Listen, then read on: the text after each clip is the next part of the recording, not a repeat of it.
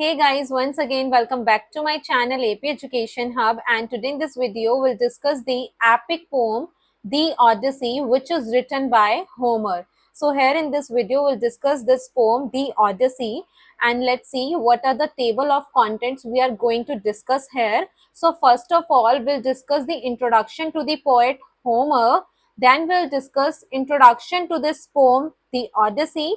After that we'll see the list of characters, then we'll discuss the plot summary, and then there will be themes and symbols. So these are the topics which we are going to discuss here. So make sure to watch this video till the end so that what are the doubts you are having related to this epic poem will be cleared. So without any further delay, let's discuss the introduction to the poet Homer. So here is the introduction to the poet. Little knowledge available about him. So we don't know much about him because the resources or the manuscripts जो हमें इनके बारे में बताती हैं are not available. So little knowledge available about him. His dates of birth and death are also unknown. तो इनके date of birth और date of death भी हमें नहीं पता है. It is believed that he lived in ancient Greece between 8th and 7th century BCE, before Common Era. So it is believed कि ancient Greece में रहते थे between the time period 8th and 7th century BC. And he is an ancient Greek poet. And he is credited with authorship of two epic poems. So there are two epic poems which are written by Homer, and these epic poems are still relevant in today's time. So first is the Iliad. It is about the Trojan War.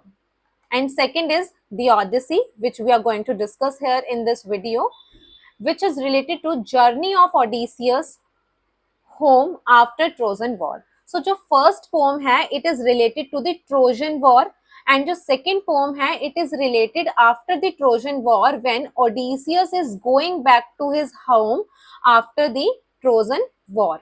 So that's all about introduction to the poet because we don't know much about him.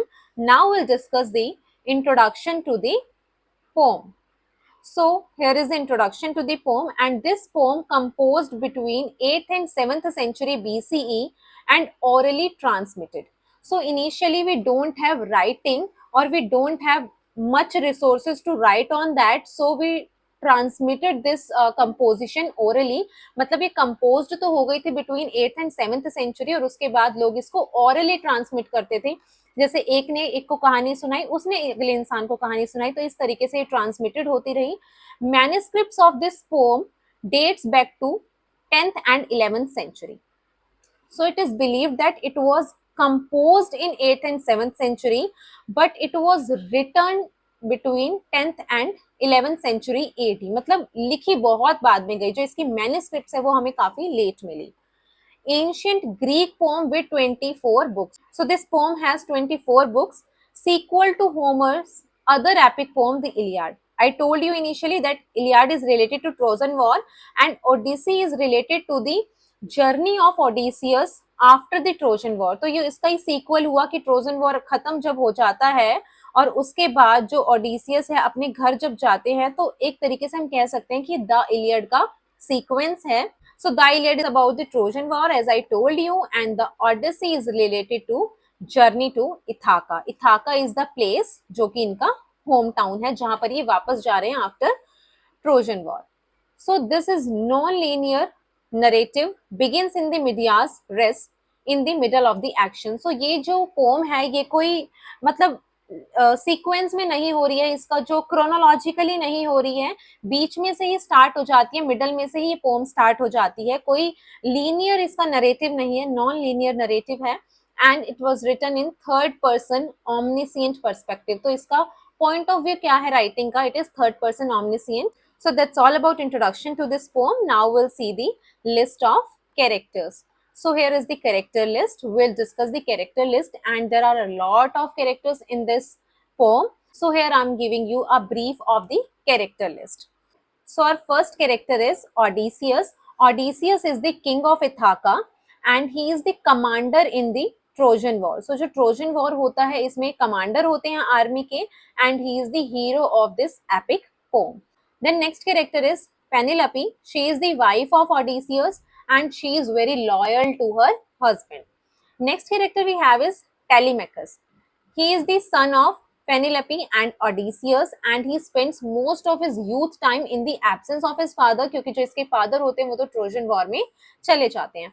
Then next character is Athena. Now let me tell you one thing. इस poem में आपको कुछ super human characters मिलेंगे जैसे कि God and goddesses. इसके साथ साथ हमें ह्यूमन कैरेक्टर्स तो मिलेंगे ही. सो यहाँ पर हमें ह्यूमन कैरेक्टर्स भी मिलेंगे और साथ साथ सुपर ह्यूमन मतलब गॉड वगैरह. So next character is Athena and Athena is the goddess of courage as well as she is the supporter of Odysseus. Then next character is Zeus. Zeus is the king of all gods. मतलब जितने भी gods and goddesses हैं उनके king हैं ये. So next character is Poseidon. He is the sea god and antagonist of this poem. Then Laertes. He is the father of Odysseus. Then next character is Euryclea. She is the nurse of Odysseus. Then we have Calypso. She is the goddess or nymph and she falls in love with Odysseus. And she falls in love with Odysseus to the extent that she holds him prisoner for 7 years at the island जहां पर ये रहती है. तो जो calypso है इसको इतना ज्यादा प्यार हो जाता है ऑडिसियस से कि उसको 7 साल तक बंदी बनाकर रखती है और जीगिया नाम के आइलैंड पर. Then next character is Circe and some people pronounce it as Circe. So Circe is the witch goddess and transforms crew into the pigs. So जो Circe होती है एक witch goddess होती है और जो भी Odysseus का crew होता है जब ये वापस जा रहे हैं अपने घर इथाका की तरफ तो Odysseus के साथ जो भी लोग होते हैं उन सबको ये goddess pig में transform कर देती है.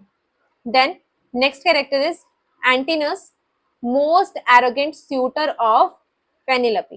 अब मैं आपको यहाँ पर एक चीज बताती हूँ. देखो जो ऑडिसियस है ये ट्रोजन वॉर में चला जाता है और जो पेनिलपी और टेलेमेकस है ये दोनों यहाँ पर अकेले होते हैं. तो ये तो किंग होता है इस प्लेस का इथाका का. तो कुछ स्यूटर्स आते हैं जो कि पेनिलपी को इम्प्रेस करने की कोशिश करते हैं, उससे शादी करने की कोशिश करते हैं, but she is very loyal to her husband. तो यहाँ पर एक सूटर जो यहाँ पर पेनिलपी को इम्प्रेस करने की कोशिश करता है वो है Antinous and he is the most arrogant suitor. Then Hermes is the messenger god. The next character is Alcinous. He is Phaeacian king and Areta is the Phaeacian queen and then Nausicaa, she is the Phaeacian princess. So यहाँ पर last में जो Odysseus है जब ये अपने घर आता है तो सबसे लास्ट प्लेस जो ये विजिट करता है ये था Phaeacian. यहाँ पर इसको एक किंग मिलता है जो होता है Alcinous. Then next क्वीन जो होती है वहां पर Areta and Nausicaa is the daughter. So Nausicaa इनकी बेटी होती है. सबसे पहले जो ऑडिसियस है इस सिटी में नौजिका से ही मिलता है. Then next character is Tiresias. Tiresias is the prophet जो कि भविष्यवाणियां करता है और इनकी जो प्रोफेसीज हैं वो most of the time prove होती हैं. सो नेक्स्ट कैरेक्टर इज सिला and it is man-eating monster.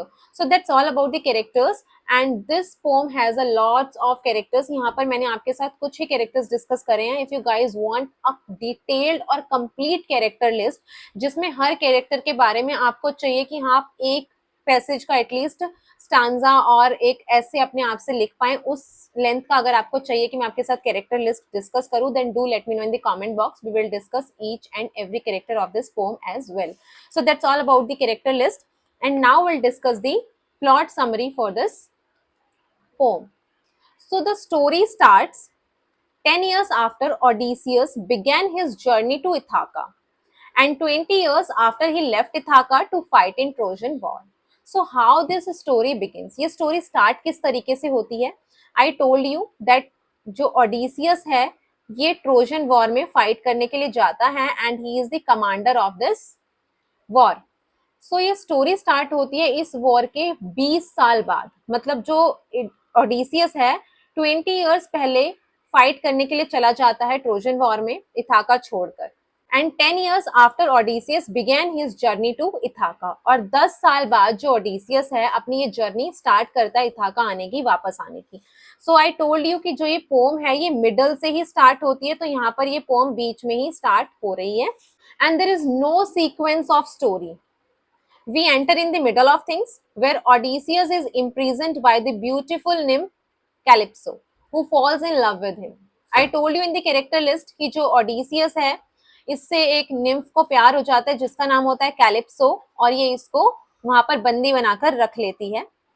And his wife Penelope and son Telemachus are helpless in the palace as a large number of suitors are there trying to court Penelope. ये impress करने की कोशिश करते हैं, पेनिलोपी से शादी करना चाहते हैं ताकि अब ये वहां के नए किंग बन जाए, क्योंकि सबको लगता है इट्स बीन 20 years जब चले गए थे यहाँ से ऑडिसियस, तो सबको डाउट होता है कि वो कहाँ पर है।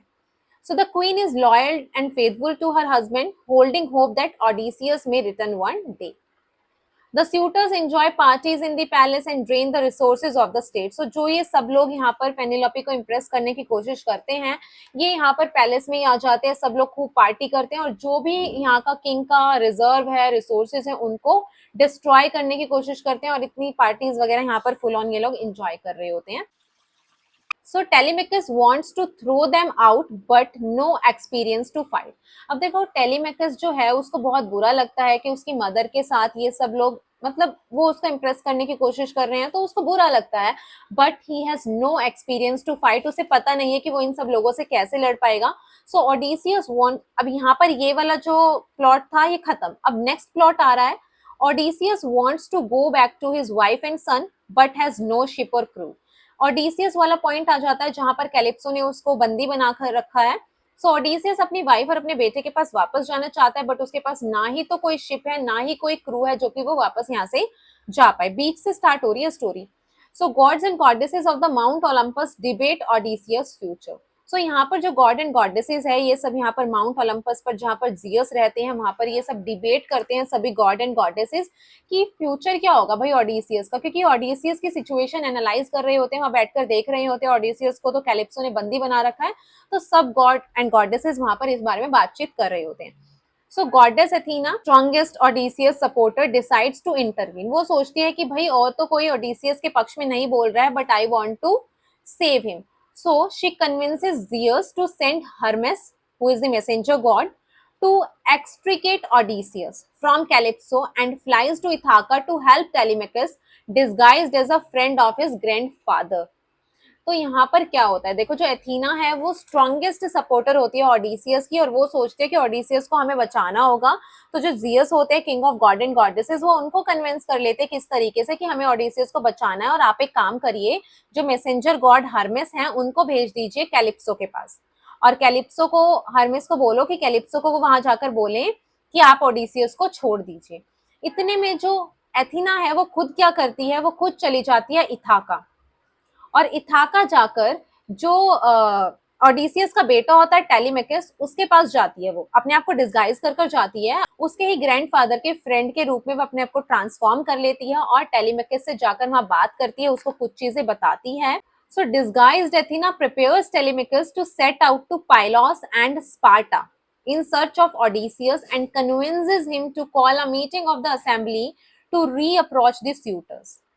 तो यहाँ पर जो आई टोल्ड यू, जो एथीना होती है वो जाती है इथाका और टेलीमेकस को जाकर बोलती है कि तुम अपने फादर को ढूंढो, ऑडिसियस को ढूंढो, कहाँ पर, पाइलॉस सिटी में जाओ और स्पार्टा जाओ, तुम्हें वहां पर जाकर उनके बारे में कुछ पता चलेगा, और एक काम और करो कि जो भी ये स्यूटर्स हैं इन सबकी एक मीटिंग बुलाओ। सो उसके बाद जो टेलीमेकस होता है वो सोचता है कि मैं जाऊंगा पाइलॉस और स्पार्टा, वहां जाकर ही decided to search for his father. So the king of Pylos who was Nestor can't give any information, but King Menelaus of Sparta learns from the sea god Proteus that Odysseus is on the island Ogygia. तो यहाँ पर क्या होता है, जो pilus का king होता है नेस्टर, उसको ऑडिसियस के बारे में कोई इन्फॉर्मेशन वी डोंट नो होती है नहीं होती है, वो नहीं बता पाता कुछ भी, बट जो स्पार्टा का किंग होता है मेनेलस, वो यहाँ पर बोलता है टेलीमेकस को कि तुम्हारे जो फादर ऑडिसियस है वो ओगीजिया आइलैंड पर हैं, वहां जाकर तुम उन्हें ढूंढो। और ऐसा उनको किसने बताया, प्रोटियस सी गॉड ने बताया था। So Telemachus decides to go back to Ithaca but suitors plot to kill him on the way. तो टेलीमेकस जो है उसको ये जानकारी मिल जाती है स्पार्टा के किंग से, तो वो सोचता है कि पहले वो इथाका जाएगा और वहां जाकर अपने फादर को ढूंढने की जो भी सारी प्लानिंग्स है वो करेगा। बट जो भी ये सब सूटर्स होते हैं इनको पता लग जाता है कि जो टेलीमेकस है ये अपने फादर को ढूंढने की कोशिश कर रहा है, तो ये सब प्लॉट और प्लानिंग करते हैं कि हम इसको रास्ते में ही मार देंगे। Meanwhile Hermes goes to Calypso. तो देखो यहाँ पर जो ये टेलीमेकस वाला सीन था ये खत्म। अब नेक्स्ट सीन हम देख रहे हैं। ये चल रही है पोएम समरी, बट मैं आपको प्लॉट बता रही हूँ कि ये प्लॉट यहाँ पर चेंज हो गया है। और अब हम यहाँ पर देख रहे हैं जो हर्मेस मैसेंजर गॉड होते हैं goes to Calypso and tells her to let Odysseus go. Odysseus leaves and sails for 17 days. At last he reaches the Phaeacian shore after some troubles and falls asleep there. तो देखो क्या होता है यहाँ पर, जो हर्मेस मैसेंजर गॉड होते हैं उनको जैसा कि बोला जाता है कि आप जाओ कैलिप्सो के पास और उन्हें बोलो कि ओडिसियस को छोड़ दो। सो हर्मेस जाते हैं और कैलिप्सो को ऐसा करने के लिए बोलते हैं, तो ओडिसियस को जो कैलिप्सो है वो छोड़ देती है। और ओडिसियस यहाँ पर 17 डेज के लिए पूरा सी में ही होता है, वो सेलिंग कर रहा होता है, शिप चला रहा होता है, मतलब वो सोचता है कैसे भी करके मैं अपने घर पहुंच जाऊं। So at last he reaches the Phaeacian shore after some troubles and falls asleep there. तो 17 डेज तक वो वहां पर है अकेला और वो इतनी सारी कोशिश कर रहा है कि मैं पहुंच जाऊं, बट वो थक जाता है बहुत ज्यादा। और एट लास्ट वो फेशियन सिटी के शोर पर पहुंच जाता है और बहुत मुश्किलों से पहुंच जाता है और वहां जाकर वो सो जाता है, मतलब शोर पर ही सो जाता है, किनारे पर ही सो जाता है। सो यहाँ पर आती है नौजिका। नौजिका जो है ये फेशियन प्रिंसेस है, मतलब यहाँ की राजकुमारी है, जो यहाँ के राजा और रानी है उनकी बेटी है। She finds him on the beach and offers him food and clothes and introduces him to her parents, the king and the queen. So जो नौजिका है वो देखती है कि यहाँ पर बीच पर एक इंसान पड़ा हुआ है, ऐसे लेटा हुआ है। वो जाती है यहाँ पर ओडिसियस के पास, उसकी हालत देखते हैं, उसको खाना और फूड ऑफर करते हैं और उसके बाद बोलती है मैं तुम्हें अपने पेरेंट यहाँ के किंग और क्वीन से मिलवाती हूँ। तो एल्सीनियस जो यहाँ के किंग होते हैं और अरेटा जो यहाँ की क्वीन होती हैं, इनसे यहाँ पर इनकी बेटी मिलवाती है। So they go to the court and Odysseus tell the king and queen about his journey. तो यहाँ पर ये पहुंच जाते हैं किंग के कोर्ट में और यहाँ पर ओडिसियस इनको बताना स्टार्ट करता है कि क्या क्या चीजें इनके साथ हुई हैं इस पूरी जर्नी में। अब बीच से स्टोरी स्टार्ट हुई थी और अब हमें पास्ट के इवेंट्स के बारे में बताया जाएगा। So here Odysseus tells the Phaeacian king, queen and princess about the places he visited during his journey. तो यहाँ पर बताते हैं, सबसे पहले वो मिलते हैं किकोनस लोगों से। Cicones people punished his man for greed. So सबसे पहले जो ओडिसियस होते हैं इनका एनकाउंटर होता है, ये मिलते हैं किकोनस लोगों से और ये जो लोग हैं ओडिसियस के लोगों को पनिश करते हैं सिर्फ लालच के लिए, उन्हें कुछ चीजें चाहिए होती हैं इसलिए। देन ओडिसियस उसके बाद पहुंचते हैं the land of lotus eaters. Their enchanting fruit tempts his man to forget their homes. So उसके बाद जो ओडिसियस है ये नेक्स्ट प्लेस पर पहुंचते हैं जो कि होती है the land of lotus eaters. और यहाँ पर जो इनके जो फ्रूट्स है ना ये एन्चेंटिंग करते हैं, इनके फ्रूट्स में से आवाज आती है और वो इतनी ज्यादा स्वीट लगती है, बहुत मधुर लगती है कि कोई भी इंसान उससे टेम्प्ट हो सकता है और वो अपने घर जाने के बारे में, घर वापसी के बारे में बिल्कुल भूल ही जाते हैं। मतलब इतने ज्यादा ये लोग टेम्प्ट हो जाते हैं उस एन्चेंटिंग के थ्रू कि वो अपना घर जाने के जो ये प्रोसेस है इसको ही भूल जाते हैं।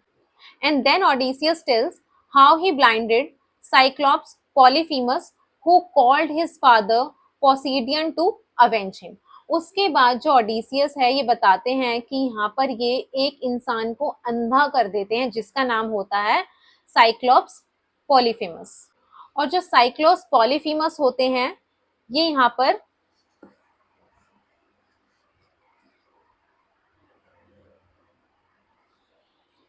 सी गॉड पोसीडियन के बेटे होते हैं। जो सी गॉड पोसीडियन हमने पढ़ा था, देखो कुछ कैरेक्टर्स ऐसे हैं जिनके बारे में हमने कैरेक्टर लिस्ट में नहीं पढ़ा, मैंने आपको बताया था, सिर्फ इंपॉर्टेंट कैरेक्टर मैंने यहाँ पर आपको बताए हैं। सो साइक्लोप्स पॉलीफेमस को जो ओडिसियस होते हैं ये अंधा कर देते हैं क्योंकि उनकी कुछ लड़ाई वगैरह हो जाती है और जो ये पॉलीफेमस होते हैं ये अपने फादर को पोसीडियन को यहाँ पर बुला लेते हैं बदला लेने। Then Odysseus tell them about Aeolus. Aeolus is the wind god. ये भी मैं यहाँ पर कैरेक्टर लिस्ट में मेंशन नहीं किया है, Aeolus is the wind God. सो अगर आप लोग बोलोगे तो मैं आपके लिए कंप्लीट कैरेक्टर लिस्ट बना दूंगी, उसमें हर कैरेक्टर के बारे में मैं आपको डिटेल में एक्सप्लेन कर दूंगी। सो एओलस जो होते हैं एक विंड गॉड होते हैं और यहाँ पर ये ओडिसियस को एक बैग ऑफ विंड देते हैं, मतलब एक ऐसा बैग देते हैं जिसके अंदर हवा भरी होती है और वो बैग इनको सीधा इथाका ही पहुंचाएगा। बट ये रास्ते में कुछ हरकतें करते हैं, कुछ खुराफाती करते हैं जिस कारण ये वहां तक नहीं पहुंच पाते। Then the witch goddess Circe who transformed his men into pigs, I told you initially. So next Odysseus जो है अपनी जर्नी में किन से मिलता है, he meets sirens. अब साइरेंस कौन है? साइरेंस आर द क्रिएचर्स जो कि अपने आप को ट्रांसफॉर्म कर लेते हैं ब्यूटीफुल विमेन में, मतलब अपने आप का वेश बदल लेते हैं, ब्यूटीफुल विमेन की फॉर्म में खुद को ट्रांसफॉर्म कर लेते हैं। And their song lure sailors to their doom, और ये इतना मधुर गाना गाते हैं कि जो भी सेलर सी के वहां से गुजर रहे होते हैं इनके प्लेस के नियर बाय से, वो इन्हीं की तरफ खींचे चले जाते हैं। सो जो ऑडिसियस का क्रू है ये अपने आप के जो एयर हैं इनको बी वैक्स से बंद कर लेते हैं, ताकि जब ये इस प्लेस से गुजरे तो इन्हें वो म्यूजिक ना सुनाई दे, अदरवाइज ये उन्हीं की तरफ खींचे चले जाएंगे। सो ऐसा यहाँ पर ये डिसाइड करते हैं। लेकिन यहाँ पर जो ऑडिसियस है ये बोलता है मैं अपने कानों के अंदर बी वैक्स नहीं लगाऊंगा, मैं वो म्यूजिक सुनना चाहता हूँ। इन दी हिस्ट्री ऐसा हुआ है कि जो भी साइरेंस के इस एरिया के पास से गया है उस म्यूजिक को सुनकर कोई भी इंसान जिंदा नहीं बच पाया, क्योंकि वो उसी तरफ खींचा चला गया। But it is believe that Odysseus is the only man who survived after listening to their music और देयर सॉन्ग्स। ऐसा क्यों होता है? जो ओडिसियस होता है ये अपने सभी क्रू के लोगों को बोल देता है तुम लोग अपने बी वैक्स से एयर बंद कर लो और मुझे यहाँ पर बहुत टाइट से रस्सी से शिप में बांध दो। और जब ये लोग उस रास्ते से गुजर रहे होते हैं तो जो ओडिसियस होते हैं वो म्यूजिक भी सुन लेते हैं और वो उस रास्ते से गुजर जाते हैं, क्योंकि वो वहां पर बंधे हुए होते हैं। So it is believed he is the only survivor जो इस म्यूजिक को सुनकर जिंदा बच पाए। Then he encounter with Scylla, a sea monster devours several man. So जो ओडिसियस है नेक्स्ट किससे मिलता है? सिला से। सिला इज द सी मॉन्स्टर, और ये जो ओडिसियस के क्रू के लोग होते हैं उनको खा जाती है, मतलब इस तरीके से होती है कि इसको भूख लगी होती है या फिर किसी को भी नहीं बख्शती है, उन सबको खा जाती है। So at last they reached on the island of sun where prophet Tiresias wants not to harm sun god's kettle।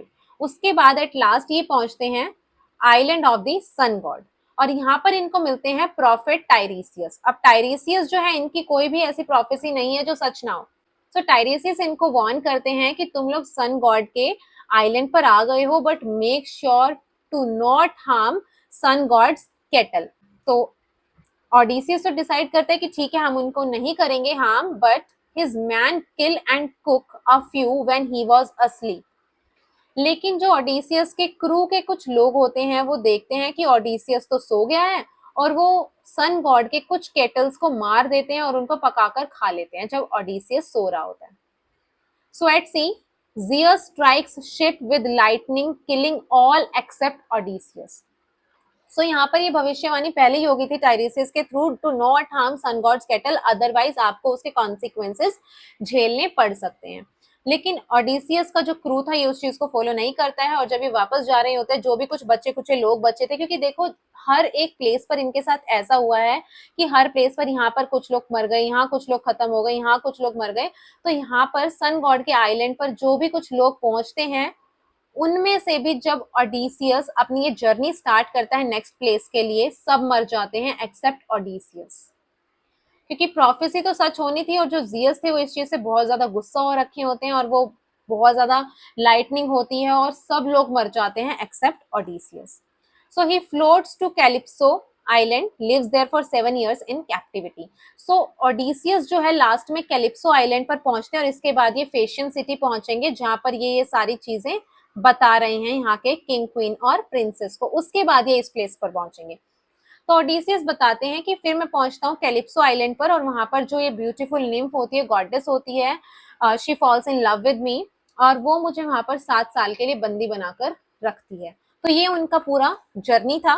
सो यहाँ पर ओडिसियस बताते हैं फेशियन किंग क्वीन और उनकी प्रिंसेस को कि calypso is the last place जहां पर मैं रहा, और वहां की जो गॉडेस थी जब वो मुझे छोड़ देती हैं फिर मैं अपने घर के लिए सेलिंग स्टार्ट करता हूँ, बट 17 डेज तक लगातार मैं सी में ही था तो मैं बहुत ज्यादा थक गया और कब मैं यहाँ पहुंचा कब बेहोश हो गया मुझे नहीं पता। तो यहाँ पर ये स्टोरी बताते हैं और यहाँ ये चीज खत्म होती है जब ये फेशियन सिटी पहुंच गए। When his travel stories end, the king Alcinous and queen Arete are stunned as they heard about Trojan War। अब देखो जो ओडिसियस है इन लोगों को ट्रोजन वॉर के बारे में बताता है कि मैं ट्रोजन वॉर लड़कर ही आ रहा था, उसके बाद मेरी ये जर्नी स्टार्ट हुई। तो उन्होंने ट्रोजन वॉर के बारे में तो सुना था और उन्हें जब पता लगता है that Odysseus is the commander of that war तो वो इस चीज से बहुत ज्यादा इम्प्रेस होते हैं और वो प्रॉमिस करते हैं कि तुम्हें हम सेफली इथाका पहुंचाएंगे। They promise him safe passage to Ithaca. So next day in the Phaeacian ship, loaded with treasure, he returns to Ithaca. अगले दिन वो इनकी शिप में बैठ जाते हैं और बहुत सारा खजाना अपने साथ लेकर जा रहे हैं. So Odysseus reached Ithaca and goddess Athena disguises Odysseus as a beggar. So जो goddess Athena होती है वो Odysseus का वेश बदल देती है, उसे as a beggar disguise कर देती है and sends him to the farm of a loyal swineherd Eumaeus और Eumaeus, आप इसको किसी भी तरीके से प्रोनाउंस कर सकते हैं. तो यहाँ पर ये स्वाइन हर्ड कौन होते हैं, जो मतलब पिग्स होते हैं उनको जो पालते हैं वो होते हैं swineherd. So father and son meet there. So Odysseus and his son Telemachus meet there and they plan to massacre the suitors and regain the control of Ithaca. ये दोनों यहाँ पर मिलते हैं एक दूसरे से और ये डिसाइड करते हैं कि जो भी सूटर हम सबको मार देंगे और इथाका का कंट्रोल दोबारा से अपने हाथ में लेना ही होगा. So the next day disguise Odysseus along with Eumaeus comes to the court. अगले दिन Odysseus जो है ये किंग के वेश में नहीं आता, डिस्गाइज एज अ बेगर ही आता है और ये Eumaeus के साथ पहुंच जाता है कोर्ट में. His dog Argus and the nurse Eurycleia recognize him. So जो इनका डॉग होता है आर्गस और जो इनकी नर्स होती है ये इनको इस वेश में भी पहचान लेते हैं. So Penelope is friendly but unaware of his true identity. Penelope का इनके साथ काफी अच्छा बिहेवियर होता है but she doesn't know कि ये उनका हस्बैंड है. So Odysseus shows great self-restraint despite mockery from the suitor. So जो सब suitor होते हैं यहाँ पर मजाक उड़ा रहे होते हैं Odysseus का कि कितने गंदे कपड़े पहन रखे हैं, किस वेश में तुम यहाँ पर आए हो, इस तरीके से उसको इंसल्ट करने की कोशिश करते हैं. So Queen Penelope announces an archery contest. So यहाँ पर जो Penelope है वो ये अनाउंस करती है कि यहाँ पर एक आर्चरी कॉन्टेस्ट होगा and she will marry the person who can use Odysseus' bow to shoot an arrow through a row of axes. ये बोलती है मुझसे जो भी शादी करना चाहता है उनके लिए यहाँ पर मैं एक आर्चरी कॉन्टेस्ट कर रही हूँ और आर्चरी कॉन्टेस्ट में जो Odysseus का बो है उसको उठाकर तुम्हें शूट करना पड़ेगा through the row of axes. And she knows कि Odysseus का जो ये बो है इसको कोई भी इजीली उठा ही नहीं सकता. So each suitor fails to string the bow but Odysseus strings it easily and shoots through all 12 axes. क्योंकि Odysseus का है, उसको पता है, उसका तो है ही, तो he knows how to use it. So और किसी से वो उठ ही नहीं सकता था, इतना हैवी था. तो जितने भी शूटर होते हैं सब कोशिश करते हैं, सब ट्राई करते हैं और सब फेल हो जाते हैं और Odysseus जो है वो बहुत इजीली कर देता है. And then Odysseus turns the bow on the suitors and killing all with the help of Telemachus and loyal servants. So Odysseus जैसे ही यहाँ पर जीत जाता है कॉन्टेस्ट, तुरंत ही वो अपना बो स्यूटर्स की तरफ घुमा देता है और सबको मारना स्टार्ट कर देता है अपने बेटे और अपने लॉयल सर्वेंट्स के साथ मिलकर. And then he reveals himself to Penelope and reunites with her. उसके बाद वो Penelope को बताता है अपने बारे में. So Odysseus then visits his aging father Laertes, but they are attacked by the families of the dead suitors. तो जो यहाँ पर Odysseus है ये अपने फादर से मिलना चाहता है जो कि आउटसाइड ऑफ दी मतलब जो आउटस्कर्ट्स होती है ना सिटी के बाहरी एरिया में रह रहा होता है, अपने फादर से यहाँ पर मिलने जाता है Odysseus and there they were attacked by the families of the dead suitors. Then Laertes kills Antinous fathers and stops the attack. तो Laertes जो है मतलब जो Odysseus के फादर है वो अपने बेटे से मिलकर बहुत खुश होते हैं और जैसे ही अटैक होना स्टार्ट होता है उनके ऊपर Odysseus के फादर ही Antinous के फादर को मार देते हैं और ये अटैक रुक जाता है and Ithaca is once again at peace. So that's all about the plot summary for this epic poem. I hope आपको ये समरी अच्छे से क्लियर हो गई होगी. Now we'll discuss the themes for this poem. So here are the major themes and first theme is fate and destiny. हम देखते हैं किस तरीके से जो Odysseus है वो इतने टाइम तक सी में ही घूम रहा होता है, मतलब डेस्टिनी है, कुछ चीजें ऐसी हैं कि वो आपके साथ होंगी ही होंगी. So fate and destiny is one of the theme जो throughout the poem हमें देखने के लिए मिलती है. And the next theme is the homecoming. जो Odysseus है वो घर आना चाहता है but he was unable to come there. मतलब उसके साथ बीच में इस तरीके के सिनेरियो होते हैं वो पॉसिबल नहीं हो पाता but he wants to come home. So homecoming is also one of the theme. Then next theme is determination. जो टेलीमेकस है किस तरीके से वो चाहता है सब सूटर्स को मैं यहाँ से निकाल फेंकूं, या फिर जो ओडिसियस है उसकी डिटर्मिनेशन कि मुझे अपने घर पहुंचना है कैसे भी करके.